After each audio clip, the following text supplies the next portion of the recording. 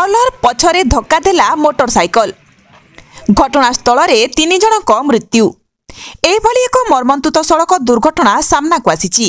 केन्दुझर जिला जोड़ा थाना अंतर्गत 520 नंबर जातीय राजपथ लहंडा निकट में घटी एभली मर्मन्तुत सड़क दुर्घटना।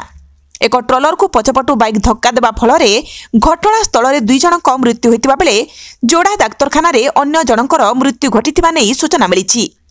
दुर्घटना पर स्थानीय अंचल लोक मैंने एकत्रित होते जहां नहीं सेठारे चापा उत्तेजना सृष्टि होता देखा मिलता। घटनास्थल में पुलिस पहुंची लोकंकु बुझासुझा करने पर परिस्थिति स्वाभाविक होता। तेबे केन्दुझर जिला दे जाइथिबा एही 520 नंबर जातीय राजपथ बारंबार दुर्घटना घटी जनजीवन नष्ट होउतबा बेले दुर्घटना को रोकिबारे आंचलिक प्रशासन संपूर्ण विफल मने हुए। एही 520 नंबर जातीय राजपथ रे आउ केते मुंड गड़िले चेतिब आंचलिक प्रशासन। केन्दुझर जिल्लारू सरोज कुमार महापात्रଙ୍କ रिपोर्ट।